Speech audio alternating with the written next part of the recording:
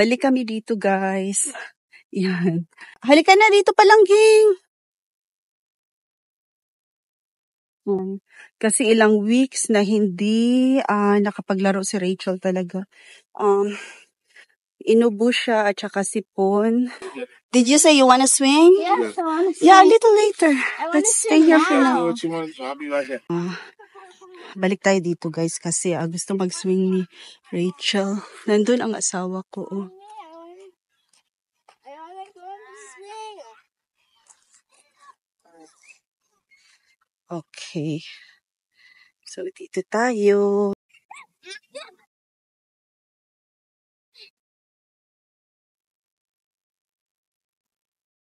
Hello mga friends! Kumusta? Kumusta? Ayan. So, we are heading to the library right now. It's been a while since the last time that we took Rachel to the library. You know, sometimes things happen. Nagka-hurricane and then nagkasakit kami. And si Rachel medyo matagal siyang before she got healed. So, yeah, mommy got a little worried. That is why she missed the park so much. So I am so happy that finally we were able to take her to the park, and now we are heading to the library so we can borrow some books. Yeah, this is one of the many things that I like about living here, guys, kasi as simple as borrowing some books, you know, borrowing a huge amount of books, hindi ko yan na-enjoy during my time. So that is why I try my best not to deny it to my child whenever I have time. Really take an effort to take her to the library so she can read as much books as she can. Ayan, so yeah, nandito tayo sa scenic view, guys. Papuntang library. Yan, so one thing dito sa sa Florida, marami talagang mga bodies of water, mga ponds, ganyan. So may mga alligators din. Yan, kaya medyo ingat-ingat din tayo sa pagbubukas natin ng mga pinto kasi hindi natin alam, baka may alligator na pala sa harapan ng ating pinto. Yeah, I'm not kidding. Yeah. And also, Florida has the worst driver dito sa US. But anyway, yeah, I love living here, and I am grateful that I was able to experience living here in the US. But anyway, nandito na kami sa library, guys. Ayan, pumunta yung anak ko doon sa children's area, sa mga little kids talaga. Sometimes she still likes going there to kind of play kasi may mga laruan doon, guys, and may mga books, of course, may mga books din naman. And yeah, habang ako naman, naghahanap ako ng mga chapter books for her dito. Ito, guys, marami talaga, and you can borrow, I don't know, but maybe 70 books sa isang checkout mo. Ganyan dito. So, I was trying to kind of read this book. Yan, para may idea ako kung anong story ng book.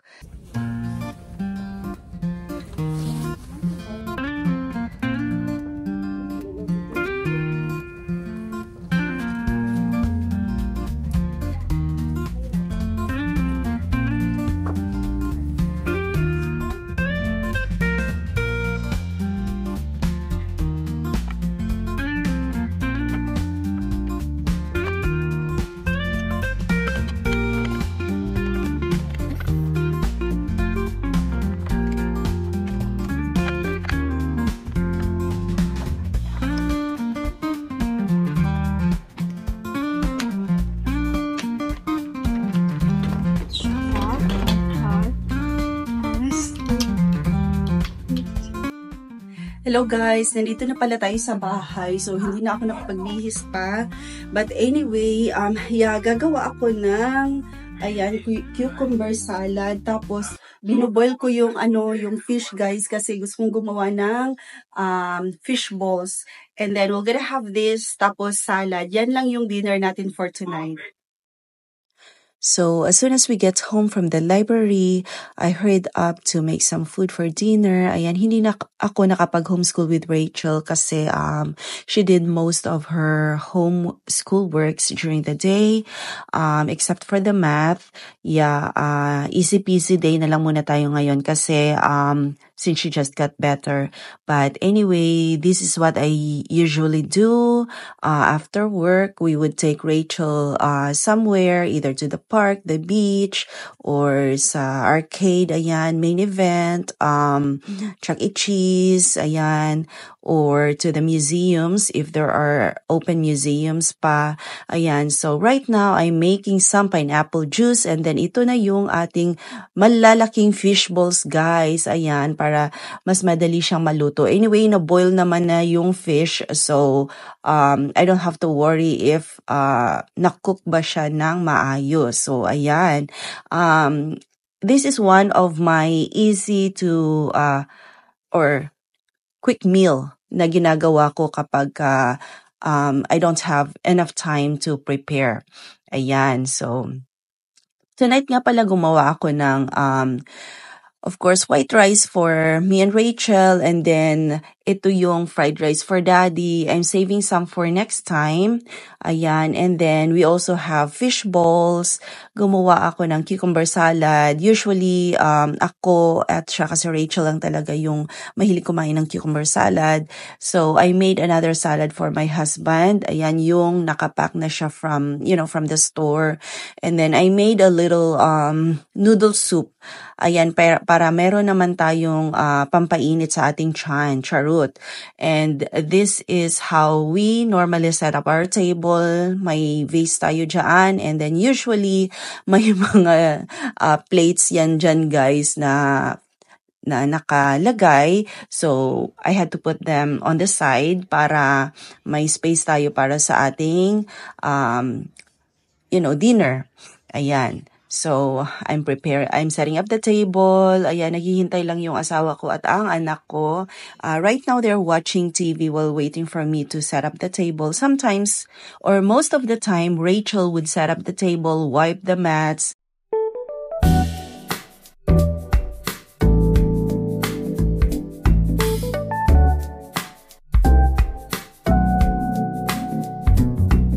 Kain tayo, guys. Meron kaming fish balls.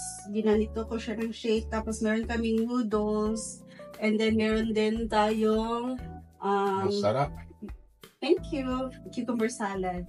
Tapos white rice lang yung sa amin. And Daddy, he is having fried rice. Yes. And ito yung juice namin. This is a combination of pineapple at saka Lipton iced tea. Get a light bulb stuck up your thing. It really is. And I learned that through our experience at Northwell. So Northwell does EDU/Elms. Go there and donate. Like get made it up. It is what it does if you get a light bulb stuck up there in the front. That's what he basically said. What if we donate more if you make it a dramatic hospital? I know it's like a hospital. Hello, Hagardo Versosa. Ang beauty natin ngayon. Naubos akong tingog. Kakatahol. Anyway, pauwi na kami, guys. Ayan, I had a beautiful day today. Even though medyo sila ngayon, medyo sobrang saya ng mga bata ngayon. At the end of the day, they were so nice to me. They keep giving me a hug. And, palaging I love you, ganun, char. So, bottom line, they're still kids. Right, na?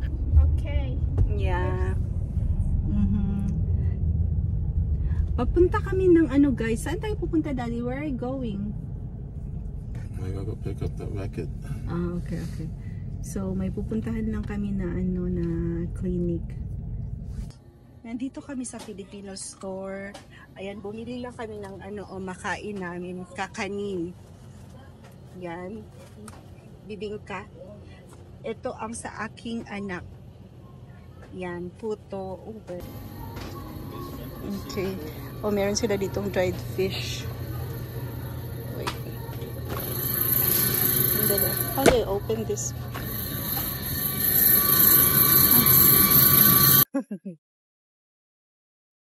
Dilis.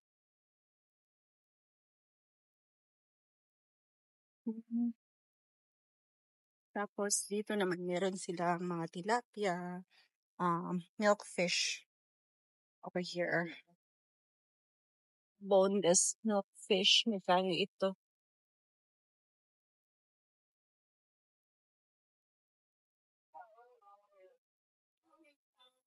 What else do they have? You okay there? Yes, the shelf is definitely large. Aha. Meron sila ditong parang carinderia style. They don't have the dried fish that we usually buy. Can you see it over there? No. You Let's didn't see check. it at all?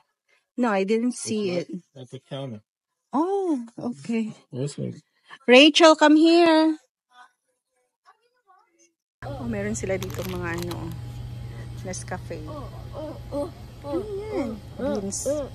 Beautiful hard stone beans. Organic. How about this one? It's not hard stone. This, it's like a block. Let me see kung papayagan tayo ni Daddy. May matcha sila dito. $5. What else? White coffee. Do a tutorial about shopping and buying only Hello Kitty stuff.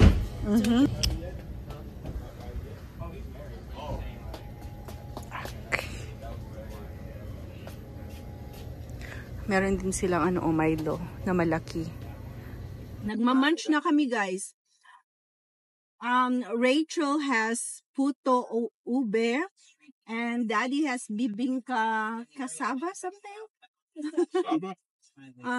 What did it say? Bibingka.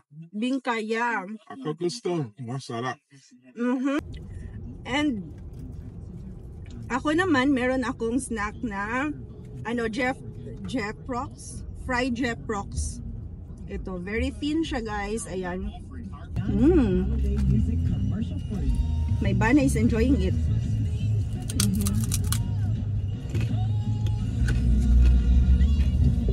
It's green.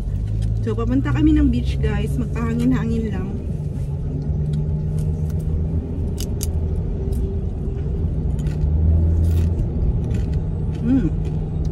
It's good.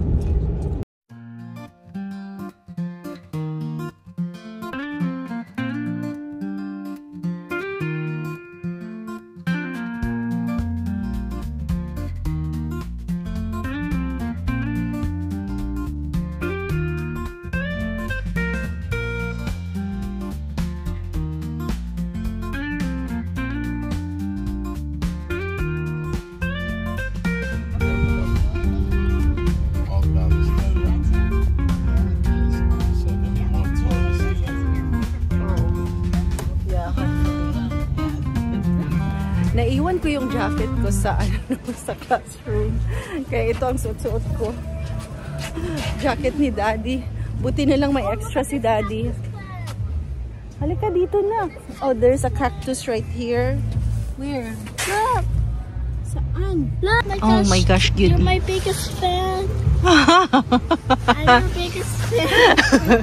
I'm your biggest fan. Yeah, it's just a cactus snack. There's cactus everywhere. Look over here. Oh my gosh, I'm your biggest fan. Nah. Okay. Ay, buti na lang talaga may jacket si Daddy. Mga hotels dito. It's so funny kasi before nag-pandemic, nagplano kami na mag-staycation over here para makagising kami ng maaga just to experience na maglakad-lakad early in the morning. Tapos nagka-pandemic, hindi natuloy yung plano namin. Hanggang ngayon, hindi na talaga matutuloy. Wala nang pag-asang matuloy yung mga plano namin. Hanggang dun na, hanggang plano na lang talaga siya. Walang katao-tao dito. So finally, nakapag-relax na kami, guys, after a long time. Today, the water looks so calm and the place looks so peaceful. There's not that many people walking around. So parang napaka-refreshing talaga para sa amin ng asawa ko. Ayan. Yeah, going to the beach is our happy pill, kumbaga. Ito yung one thing na na-enjoy namin, and which money cannot buy. Just going to the beach, sit down and breathe some fresh air. It flushes out the toxins na dulot ng ating everyday life. Charot. And not only that, of course, we know the benefit na makukuha natin sa seawater, di ba? And nag-enjoy yung aking anak. Ayan. So, we will definitely miss this place for sure once we move. Ayan. And yeah, I think this might be the last time na pupunta kami dito, kaya ini-enjoy na lang namin ng asawa ko kasi we're really gonna be moving very very soon.